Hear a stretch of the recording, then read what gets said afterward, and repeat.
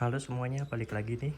Pada kesempatan ini gue akan coba bikin video yang beda ya dari video-video gue sebelumnya. Kalau biasanya gue bikin video tentang badminton, kontennya tentang badminton. Nah, sekarang gue akan coba sedikit nge-review dari motor gue ini. Yaitu motor apa? Ini merupakan motor dari brand Kawasaki. Jenisnya adalah sport fairing. Ini merupakan Kawasaki Ninja 250 SL atau banyak orang bilangnya ini Ninja Mono gitu. Jadi ini motor kelas 250 cc tapi masih satu silinder. Nah, motor ini merupakan motor yang gue punya ya, kebetulan nih unit tahun 2021, tapi gue pegang motor ini baru sekitar sebulan, jadi gue beli second. Nanti akan gue ceritakan bagaimana pengalaman berkendaranya selama kurang lebih 1 bulan gue pakai, dan juga nanti akan gue bahas seperti apa sih spesifikasi dan tampilannya. Jadi tonton aja terus. Oke, di bagian pertama kita akan coba untuk berapa sih harganya untuk Ninja 250 SL ini. Jadi Ninja 250 SL ini untuk tahun 2021 saya dapat harga masih di kisaran harga 20 jutaan ya. Nah, jadi ini sebenarnya banyak yang bilang motor harga 150 cc tapi dapat 250 cc walaupun masih satu silinder.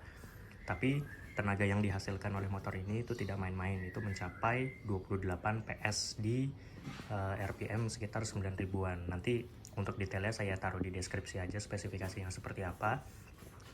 Nah, ini jadi harganya sangat murah ya, hanya 20 jutaan aja, mungkin dapat menjadi pertimbangan buat teman-teman gitu. Nah, memang motor ini sepertinya kurang laku di pasaran karena untuk kelas 250 cc ini biasanya udah menggunakan 2 silinder atau bahkan sekarang untuk ZX saja menggunakan 4 silinder gitu. Jadi banyak yang bilang ini motor nanggung gitu. Nah, cuma sebenarnya motor ini bukan untuk kaum mendang-mending gitu. Jadi kalau memang Anda suka, ya beli aja gitu motornya. Jadi motor ini sebenarnya saya pakai di 1 bulan ini enak kok sebenarnya. Nanti akan saya bahas untuk beberapa kekurangan dan kelebihan dari motor ini.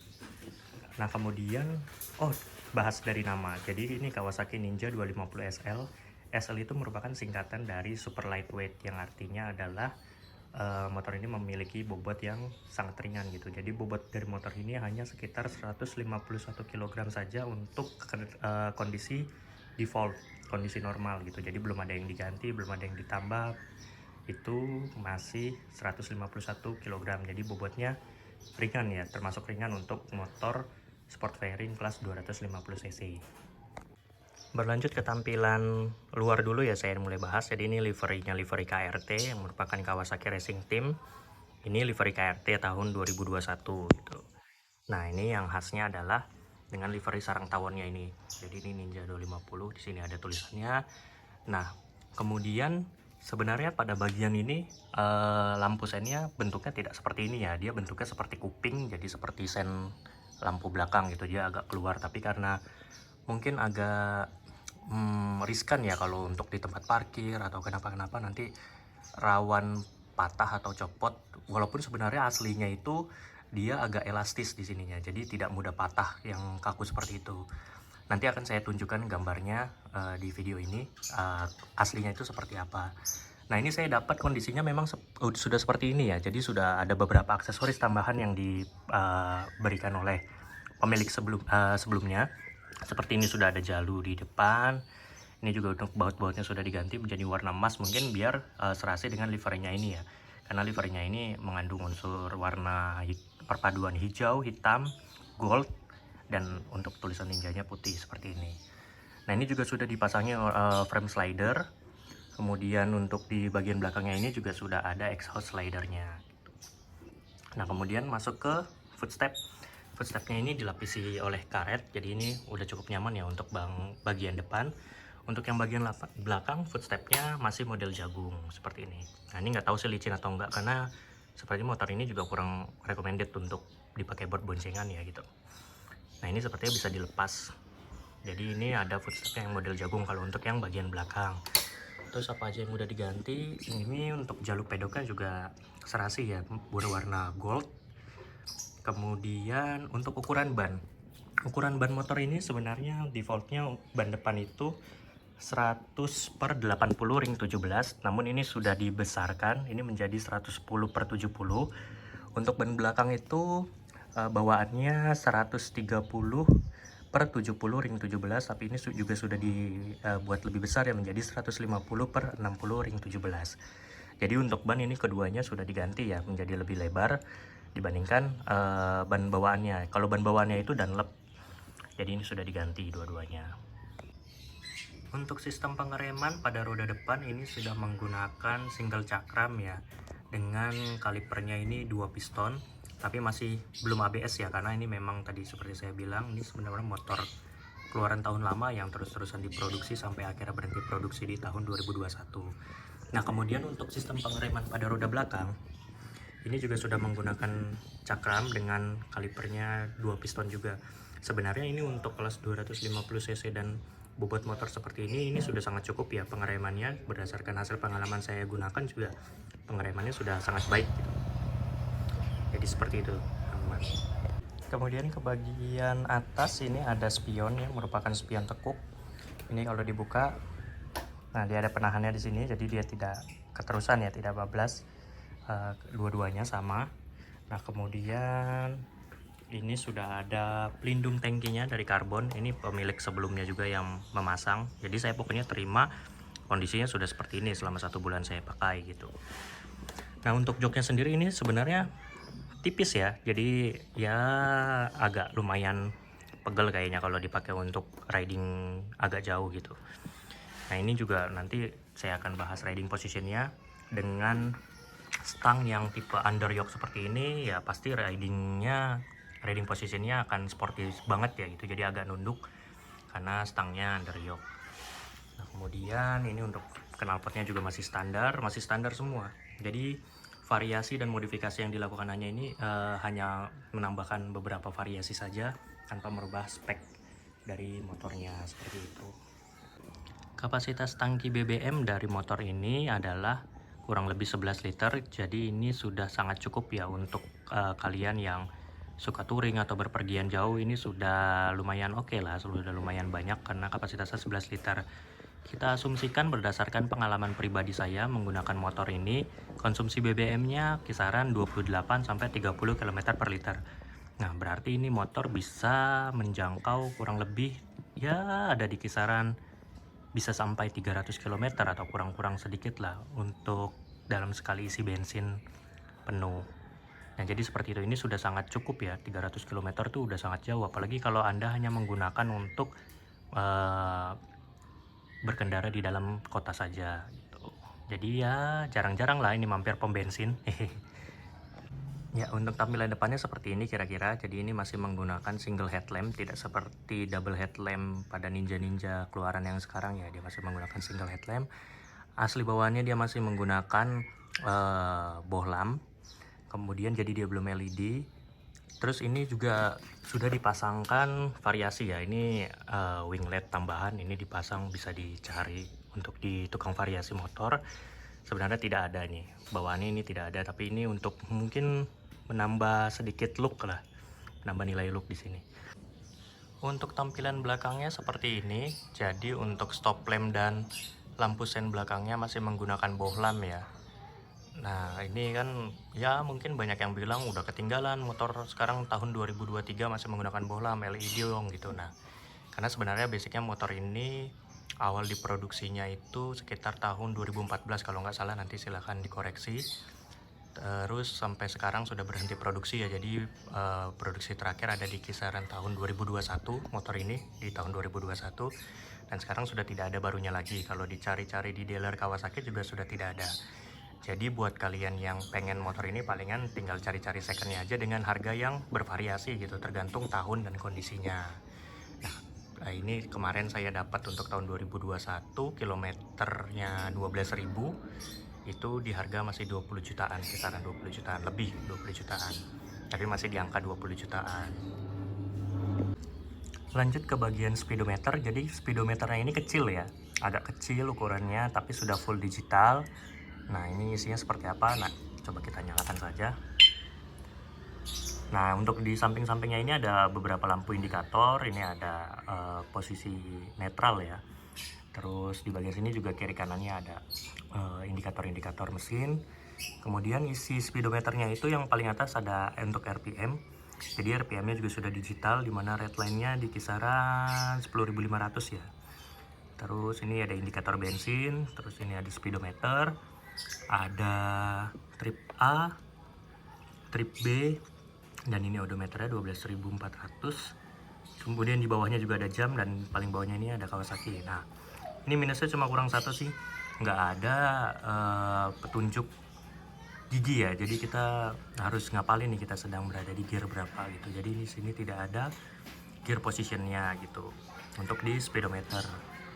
Kemudian kita coba nyalakan saja ya, kita dengarkan suaranya seperti apa. Nah, ini karena dari pemilik sebelumnya sudah menggunakan remote, jadi ya nggak apa-apa, kita ini aja.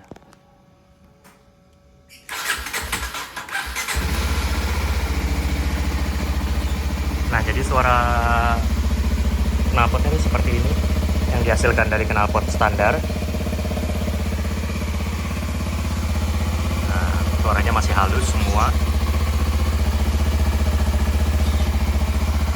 Coba kita geber-geber dikit ya.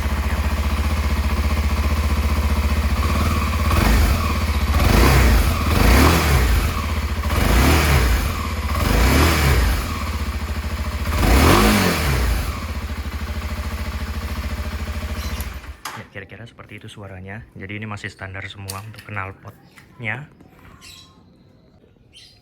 Ya, kemudian lanjut ke performa motor. Nah, berdasarkan pengalaman saya menggunakan kurang lebih selama sebulan motor ini, biasanya yang paling banyak ditanyakan adalah konsumsi BBM-nya. Jadi motor ini konsumsi BBM-nya berapa sih untuk kelas 250 cc gitu. Konsumsi BBM-nya ini ada di kisaran 28 sampai 30 km per liter dengan menggunakan BBM oktan 95 ya, V-Power, karena kompresi mesinnya ada di 11,3 tuh. Jadi saya memilih untuk menggunakan bahan bakar V-Power. 28 sampai 30 km per liter itu untuk melewati traffic yang sebenarnya tidak terlalu macet ya. Jadi karena ini bukan motor harian juga, hanya sesekali pakai di weekdays dan seringnya lebih dipakai di weekend gitu, untuk santai aja. Nah, bagaimana tarikannya? Untuk tarikannya ini enak ya gitu. Jadi untuk top speednya, kalau dari cerita orang-orang, dari beberapa review video yang lain, itu bisa mencapai 150 km per jam, 150-an lah atau lebih-lebih itu. Tapi saya sendiri menggunakan motor ini baru mencapai 121 km per jam. Ya antara karena jalanannya tidak ketemu yang benar-benar kosong, atau juga efek penambahan lebar ban pada ban depan dan ban belakang ini. Pokoknya saya baru mendapat 121 km per jam itu di gear 6.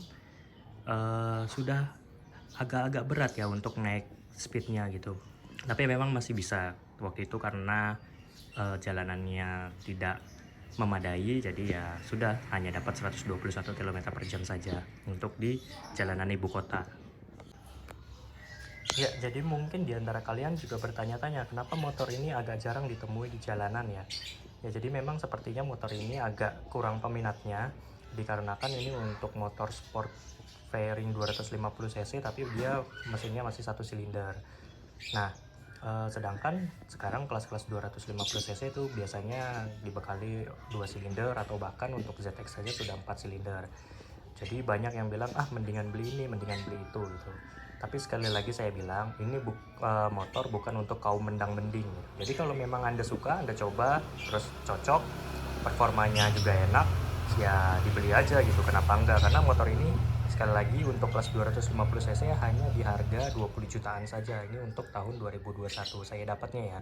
Jadi ini sekitar 1 bulan yang lalu saya beli. Ini sudah dapat yang livery KRT seperti ini. Dengan kondisi ya bisa dibilang overall bagus lah, mulus-mulus. Hanya ada paling baret-baret sedikit yang bisa dipoles gitu, hilang. Seperti bisa dilihat dalam video.